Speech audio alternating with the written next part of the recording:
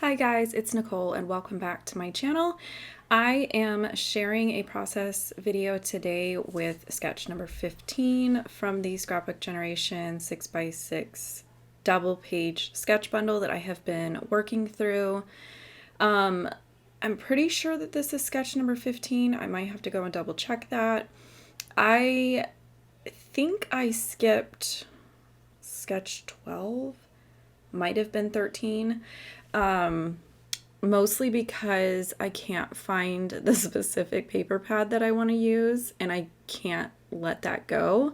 So I just kind of went working ahead. And then this actual layout in this video was actually done prior to the two previous videos that I put out. It just ended up working out that this one needed to kind of be the last one for me to edit and share with you guys. And if you have the class and you have the sketches, then you will know that I am doing a modification specifically right here on this part of the sketch. The original sketch shows taking a 6x6 sheet, cutting it in half into a triangle, and then layering a bunch of those triangles all going in the same direction. I believe they all point down this left area of the page. Fun fact, as much as I love the Scrapbook Generation sketches, for some reason, anytime there is a triangle involved, I cringe. And so this was my modification to just kind of make it look more like a quilted area instead of all of those triangles that were stacked. And then when I matched up my photos, I matched up photos from a trip to the lion habitat, which is here in Las Vegas. And I didn't really have anything that matched that specific pad of paper. I think I might have had some cut aparts that were in the actual 6x6. Yes, right there. However, I didn't really end up using them. It just wasn't working out, and I'll kind of get into that a little bit later in the layout. And then I had showed that iris box that I was digging through, basically, my mother-in-law also scrapbooks, and she clearly has more free time than I do, so she is caught up on all of her things. And she had gone with me and the kids last year to the San Diego Zoo, so she's already done all of the photos from that. So she gave me basically all the leftovers of everything that she had used. So I dug through that, and I had found that like circular lion piece, which I think it was a circle. I don't think I punched that. Anyways, it was just in a pack of die cuts that were in there, and I basically just kind of looked through and tried to see if there was anything that was around the same tones of color, I guess I would say. There was Doodlebug stuff in there and Echo Park stuff in there, but that is more like bright colored stuff, and this is more of like a muted. And the original sketch, I think I've already put it away. I believe it didn't have stitching on all of the triangles, but again, hers were stacked and kind of all pointing down the left page. And I think she stitched like every other one or just kind of randomly. Since I only used 4 triangles, I just decided that I was going to go ahead and I was going to stitch all 4 of them. And I know a lot of it is going to be covered up behind my photos, which those I also changed up a little bit as well. And some of it you're not going to see, but to me it's easier to just stitch the whole thing, and then I don't have to try to figure out where the photo is going to lay, where do I not need to stitch, and then there's always the whole, you might change your mind factor and completely change where you're going to put your photos. So for me, it's just easier to go ahead and stitch the whole thing. And then here I did slow down. This is how I start my stitching, is I just do basically what's called the loop method. I do like full coverage cross stitch when I'm not scrapbooking, and that is kind of what I've been doing when I need to be listening to what my kids are doing in school and kind of ready, but still be doing something quiet. And I had learned that years ago through all the different online communities for cross stitch and stuff like that. And you basically just, fold your thread in half, put your needle through 2 holes on your paper and stick your needle through that that end of itself, and it will self-secure. And then I just secure the end. Like when I run out of the thread, I just secure it with some strong tape, which I've been using that purple tape for that. I don't like using that purple tape for masking or holding down my dies anymore, just because it is too strong. I bought the one over here on the left is from scrapbook.com. It's like their version of all these different tapes, and I was expecting it to be more like that purple tape. It's actually more like Post-it tape, and so far I really like it. And then these alphabet dies are something that I really wanted to talk to you guys about, because you guys know that I love this, make your own diggers thing here.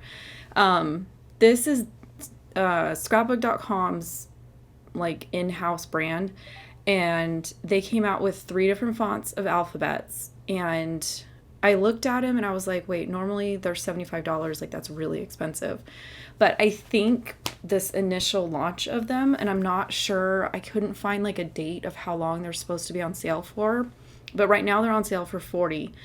But it's $40 for a full set of uppercase and lowercase, and they're already like, they're not connected, so you don't have to cut them apart.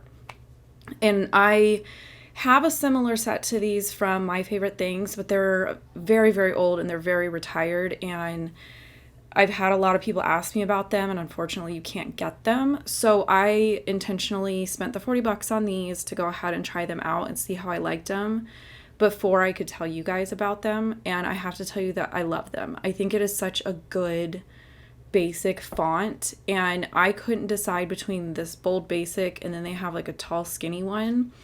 So I think this week or next week when I place another order, I think I'm going to go order those tall skinny ones because they're still on sale for $40.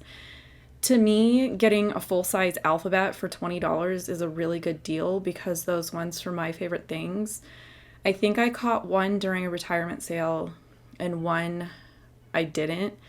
And it was like a full set of alphabets for $35, if not more. So to me, the math worked out better in my brain, that I was okay spending $20 basically on the full set, but you were buying them, they come together. And I think it's kind of nice that you get them in upper and lowercase, because then you don't sort of have that like self wishy-washy thing of, okay, do I get the uppers? Do I get the lowers? Like, it just kind of makes it easier for me to say, okay, I'm going to splurge on the $40 and just get, it comes as a set. And then there was something else that I was going to tell you guys about. Oh, a lot of you ask me to tell you when My Favorite Things does their retirement sales, because they don't seem to have like a schedule to them. And I got an email this morning, and I already looked on the website, and I didn't order this time, but they do have their 50% off retirement sale going on. I looked real quick to see if there was any good like basics, like tags and like nested shapes or anything like that. And I didn't see anything like that. There was one set that I probably would have ordered, but it was already sold out. And I can't remember. There might have been some stencils on there too. But anyways, there was at least 2 pages of stuff when I looked this morning. And a lot of it was like, pricing off the top of my head was like, you would buy the stamp set and the matching dies, which we all know normally that's like $45 to $50 to get both. I think it was like you could get the stamp set and the set of dies to go with it for the price of a normal stamp set at full retail, so like around $15. So pretty good deals on there. And like I said, I tend to shop their retirement sales. This specific time, the stuff that they were retiring just wasn't sort of checking any boxes for me. So I'm going to skip it this time and kind of hope that maybe the next retirement sale, some of the stuff that I've got on my wish list kind of goes into that pricing. So here, I think I cut a lot of this out, but basically it just takes me a while to sit here and glue all these letters together. The yellow ones, which were the scrapbook.com alphabet, I cut 3 layers of white cardstock and then 1 layer of pattern paper and glue them all together. This smaller one is actually from a die where it makes like a little letterboard, and these are the letters that you would put on the letterboard. I just didn't use like the frame and the thing that makes like the felt letterboard. I just used it as like a mini alphabet. And these were a pain in the butt to glue together, but in the end, I absolutely loved the way that they looked, especially mixed with the other set. And this one, I think I just did 4 layers of like a colored cardstock. And in this case, I'm pretty sure this is My Favorite Things cardstock. I had over the years, like maybe once or twice a year, they'll come out with a card kit that I can't resist. And there's almost always colored cardstock in there. So I just kind of went to that stash and found something that would match. And then this is the part where I wasn't really sure where I was going to go with embellishing. And when I get to that point, I sort of put that on the back burner and I put things down that I know where they're going to go. So in this case, I put my photos down, I put my title down, and I put my journaling down. Then I'm going to go ahead, and I hadn't glued these down yet because I was still waiting for the layers to dry. So I'm going to put these down, and then I am going to stitch on them. I think like a day or two before I started this layout, Allison Davis had posted on Facebook or somewhere talking about stitching through thickers. And I was like, oh, that's really cute. And I just hadn't thought about it. And then when I was making these, I was like, I wonder, I mean, they're kind of like thickers. They're dickers. But I was like, I wonder if I would be able to stitch through, 4 layers of pattern paper that make up the letter, and then through the two background pieces. So basically 6 pieces of paper. I think in her example, when she was talking about it, she was going through those thickers that are made out of foam. And so I decided that with this layout, and especially with those chunky alphabet dies that I was using, that I was going to go ahead and give it a try. And off camera, I did test it out on a separate letter, and it went through just the letter on its own okay. So I figured, 2 more layers on the background, it would probably be okay.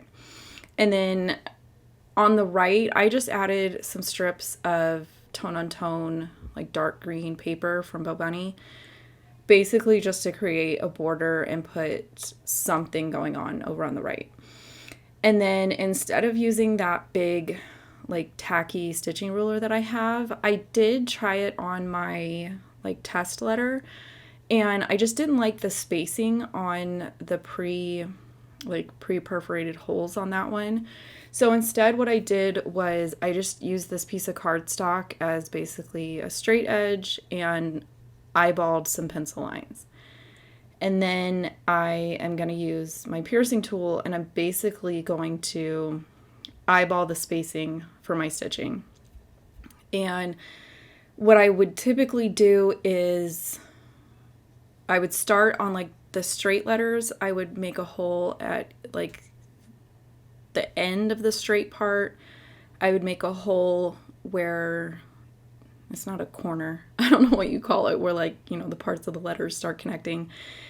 Like I would basically put a hole in like those important stop and start points, and then just kind of space it out as evenly as I possibly could. So like here you can see I've already gone down that straight side of the D, and then I'm just eyeballing the distance around that curve as best I can. Now some of them get a little too close together, some of them get a little too far apart, but in the end it's okay. So I must have cut that part out of the video, but basically I used the same like gold color thread and I stitched all those letters. Then the only embellishments that I really did was that lion die cut that again I had found in the leftovers from my mother-in-law's stuff. I did some green tone-on-tone stitching on those green borders on the right just to kind of bring over a lot of that stitching that was going on. And then the only thing that I'm really going to put over there on the right, and it should be in the video, is it's either a die cut or a sticker again from those leftovers. And what I had talked about earlier in the video is even here I'm playing around with those cut aparts, and just things were not coming together easily. And I have kind of learned over the years that if I'm not feeling embellishments in particular, or I'm having a hard time finding somewhere to put embellishments on a layer or on a layout. I have to ask myself, does the layout need it? So this is just a label sticker from a Bella Boulevard camping line that I'm going to go ahead and put over here on the right, and then I'm going to stamp my date. And then I'm not going to do anything else to the layout. In my mind, there's a lot of different factors of why I wanted to keep this layout simple. There's a lot of stitching going on, a lot of detail work in the title and in those background pieces on the left that are speaking for themselves. And the photos themselves were a last trip that we had taken with our best friends before they moved. So it was more of, I wanted just like a simple emphasis on what was going on. So with that, that is the end of my layout today, and I hope you guys enjoy it, and I'll catch you next time.